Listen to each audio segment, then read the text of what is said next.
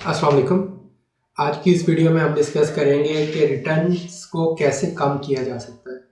अगर आप पहले से ऑनलाइन बिजनेस कर रहे हैं तो आपको पता होगा कि ऑनलाइन बिजनेस में एक सबसे बड़ा प्रॉब्लम ये होता है कि बहुत ज़्यादा रिटर्न्स आते हैं।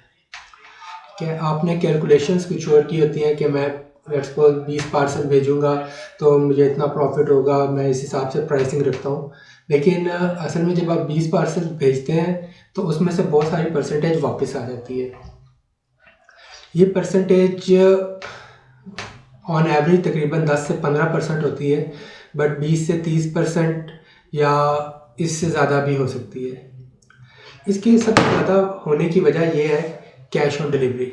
पाकिस्तान क्योंकि बात कैश ऑन डिलीवरी पे होती है, लोगों ने जब ऑर्डर किया होता है उन्होंने कोई पैसे नहीं दिए होते, और जब ऑर्डर उनके पास पहुंचेगा तब वो पैसे देंगे।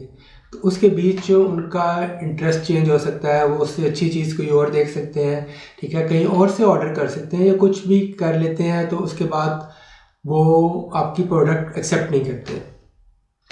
आपने तो उन पर ट्रस्ट करके अपनी प्रोडक्ट एक कोरियर सर्विस को दे दी, उन्होंने पैसे काट लेने हैं कोरियर सर्विस वालों ने, बट आपकी प्रोडक्ट जो है उस तक पहुंची नहीं, उन्होंने उस चीज़ को ख़रीदा नहीं और फिर वो चीज़ वापस आपके पास आ गई। तो इस चीज़ को कहा जाता है कि ये रिटर्न्स है। ठीक है, रिटर्न्स यानी हमने कस्टमर से ऑर्डर लेने के बाद एक चीज़ भेजी बट कस्टमर ने वो एक्सेप्ट नहीं की। उसकी बहुत सारी वजूहत हो सकती हैं, मैं अभी आपको बताऊंगा, और वो हमारे तक वापस आ गई। तो इसके पीछे यानी आप लोगों को अगर कभी प्राइसिंग करनी पड़े अपनी प्रोडक्ट की तो आप कम से कम 20% रिटर्न्स अपने माइंड में रख के फिर प्राइसिंग कीजिएगा। ठीक है, तो अब मैं बताता हूँ कि रिटर्न्स को कम भी किया जा सकता है। बहुत सारे लोगों ने इसको कम करके 5 से 10% पे भी लेके आए हैं।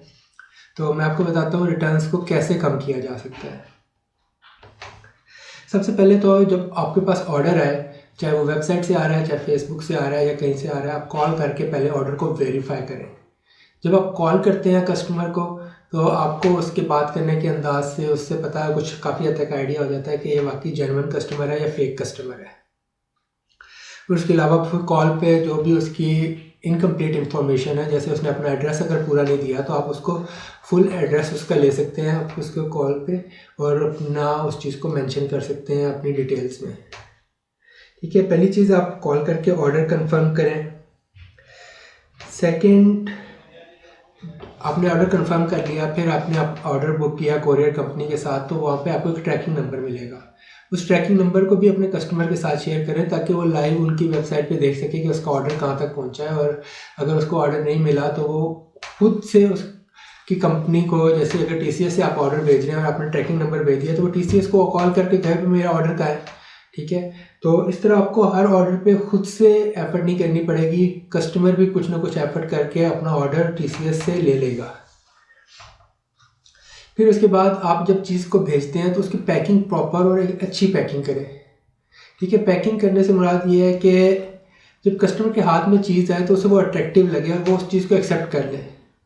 ठीक है, उमूमन हम लोग फ्लायर्स में भेजते हैं जिसके अंदर से नज़र नहीं आ रहा होता, तो कस्टमर इस कश्मकश में रहता है कि मैं ये पार्सल एक्सेप्ट करूं या ना करूं, इसके अंदर पता नहीं कोई चीज़ उन्होंने गलत भेज दी हो, जो मैंने मंगवाई है वो ना भेजी हो।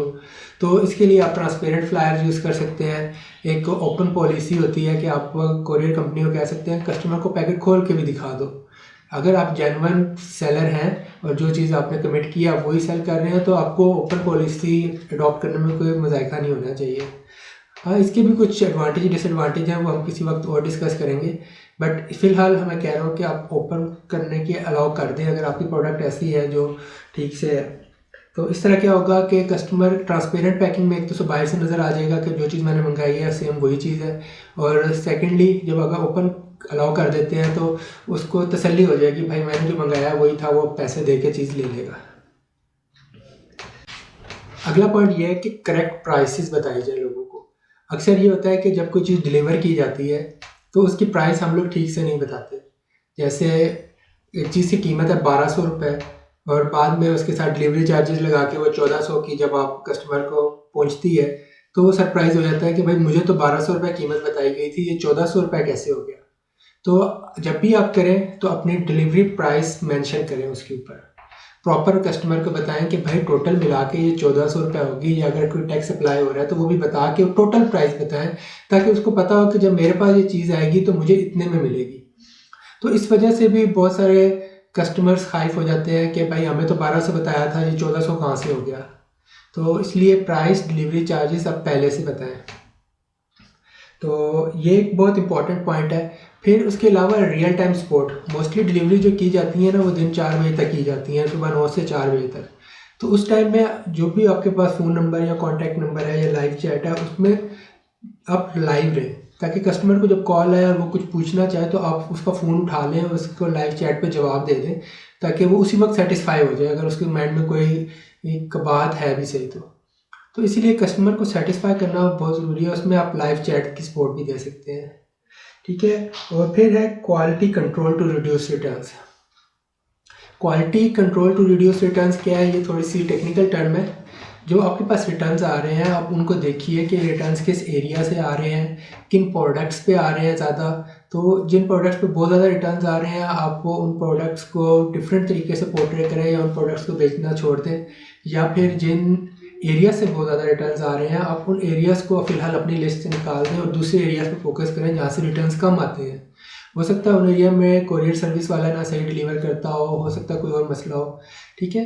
तो रिटर्न्स जो है ये बहुत सारी चीज़ें हैं जो आप कर सकते हैं। फिर उसके अलावा अपनी कोरियर सर्विस को देखिए कि कोरियर सर्विस, क्या कोरियर सर्विस का तो गलती नहीं है या उनका कसूर तो नहीं है, ठीक है। अक्सर ये भी है बहुत सारी courier service fake returns mark करती हैं, सारा कुछ करती हैं।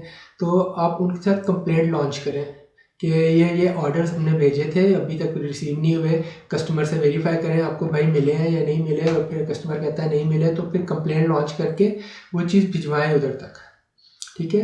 तो यानी आपको इन कांटेक्ट रहना पड़ेगा अगर आप रिटर्न्स की रेशो कम करना चाहते हैं। तो इसमें आपका अपना कसूर भी हो सकता है, आपकी मार्केटिंग स्ट्रेटजी का कसूर भी हो सकता है, कोरियर सर्विस का भी कसूर हो सकता है। बेस्ट तो ये होता है कि 5% तक रिटर्न्स हों जो एक्सेप्टेबल है। बट क्योंकि पाकिस्तान में रिटर्न रेशियो आपको माइंड में रख के चलना पड़ेगा, 20% के करीब होती है और जो कैश ऑन डिलीवरी ऑर्डर्स की है। तो बस ये माइंड में रख के चलें और इस 20% को जितना कम होने की कोशिश करें, जितना कम कर सकें करें, क्योंकि जितने कम रिटर्न्स होंगे उतनी आपकी प्रॉफिटेबिलिटी इंक्रीज़ होगी। Thank you very much. अल्लाह हाफ़िज़।